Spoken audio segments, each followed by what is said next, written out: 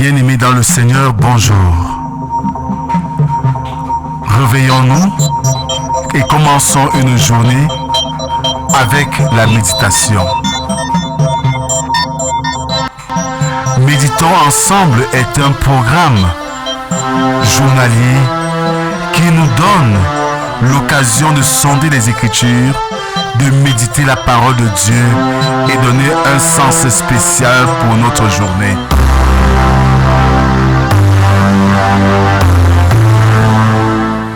Méditons ensemble est disponible sur les plateformes numériques.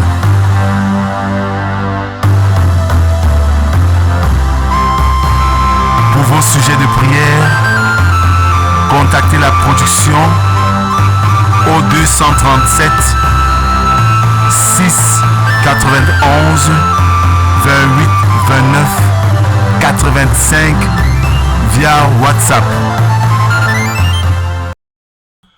Alors, bien-aimés dans le Seigneur, nous sommes aujourd'hui le mercredi 25 septembre 2024. Jules Lemaître déclare ceci. La tolérance est la charité de l'intelligence. Ouvrons nos cantiques sur les ailes de la foi, numéro 251. Cède ton cœur à ton Sauveur.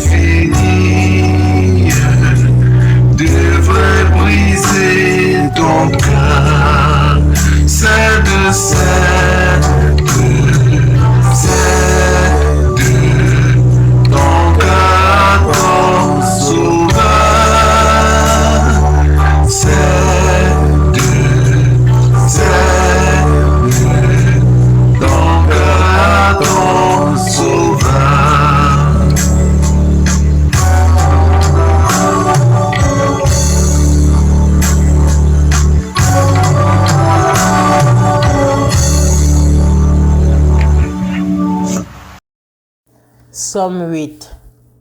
Éternel notre Seigneur, que ton nom est magnifique sur toute la terre. Ta majesté s'élève au-dessus des cieux. Par la bouche des enfants et de ceux qui sont à la mamelle, tu as fondé ta gloire pour confondre tes adversaires, pour imposer silence à l'ennemi et aux vindicatifs. Quand je contemple les cieux, ouvrage de tes mains, la lune et les étoiles que tu as créées, qu'est-ce que l'homme pour que tu te souviennes de lui, et le Fils de l'homme pour que tu prennes garde à lui?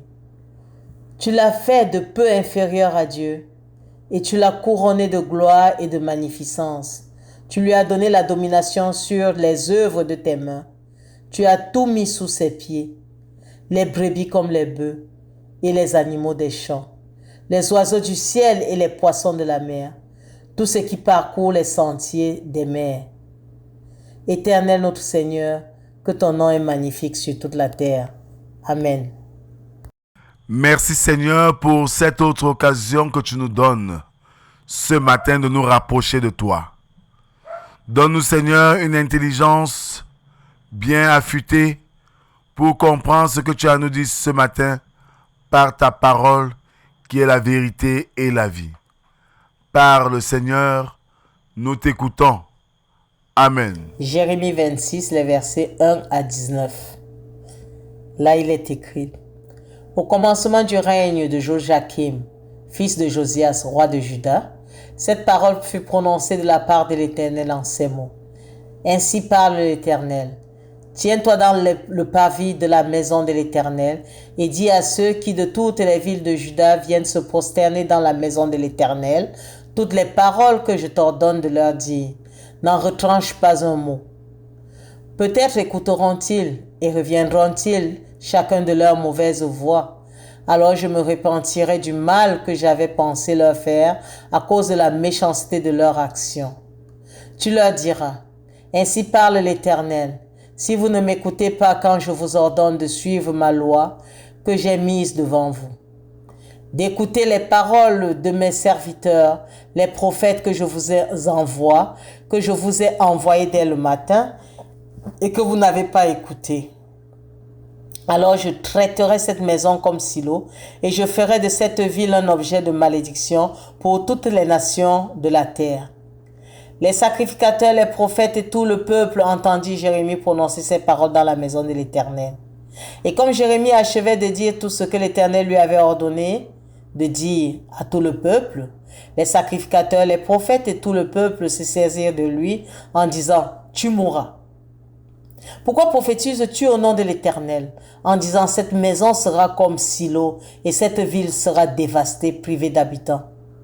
Tout le peuple s'attroupa autour de Jérémie dans la maison de l'Éternel. Lorsque les chefs de Juda eurent appris ces choses, ils montèrent de la maison du roi à la maison de l'Éternel et s'assirent à l'entrée de la porte neuve de la maison de l'Éternel. Alors les sacrificateurs et les prophètes parlèrent ainsi aux chefs et à tout le peuple. Cet homme mérite la mort, car il a prophétisé contre cette ville, comme vous l'avez entendu de vos oreilles. Jérémie dit à tous les chefs et à tout le peuple, « L'Éternel m'a envoyé pour prophétiser contre cette maison et contre cette ville. Toutes les choses que vous avez entendues. Maintenant, réformez vos voies et vos œuvres. Écoutez la voix de l'Éternel, votre Dieu, et l'Éternel se repentira du mal qu'il a prononcé contre vous. Pour moi, me voici entre vos mains. Traitez-moi comme il vous semblera bon et juste. Seulement sachez que, si vous me faites mourir, vous vous chargez du sang innocent, vous, cette ville et ses habitants, car l'Éternel m'a véritablement envoyé vers vous pour prononcer à vos oreilles toutes ces paroles. » Les chefs et tout le peuple dirent aux sacrificateurs, aux prophètes, « Cet homme ne mérite point la mort, car c'est au nom de l'Éternel notre Dieu qu'il nous a parlé. » Et quelques-uns des anciens du pays se levèrent et dirent à toute l'assemblée du peuple, « Michée de Morékesh prophétisait du temps d'Ézéchias, roi de Juda. Et il disait à tout le peuple de Juda, « Ainsi parle l'Éternel des armées. Sion sera labouré comme un champ, Jérusalem deviendra un morceau de pierre, et la montagne de la maison une haute forêt. Ézéchias, roi de Juda, et tout Juda, l'ont-ils fait mourir? Ézéchias ne craignait-il pas l'Éternel? N'implora-t-il pas l'Éternel? Alors l'Éternel se repentit du mal qu'il avait prononcé contre eux. Et nous chargerions notre âme d'un si grand crime. Amen.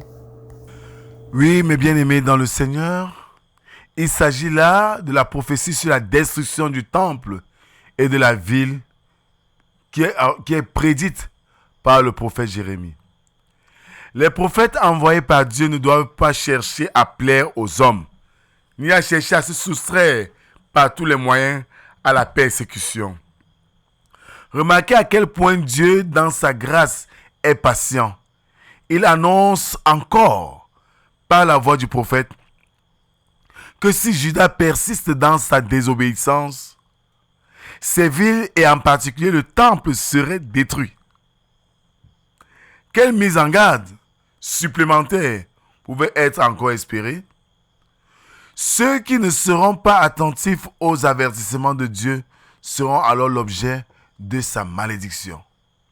Voilà ce que nous pouvons retenir ce matin, parce que Dieu est lent dans sa colère, mais riche en bonté.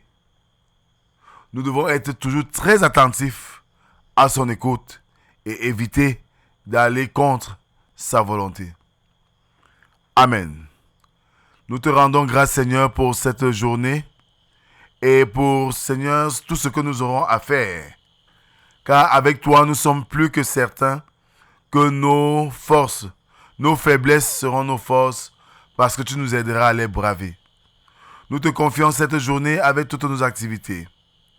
Donne-nous le pain qui nous est nécessaire et aide-nous, Seigneur, à glorifier ton Saint-Nom par nos travaux et par nos actions.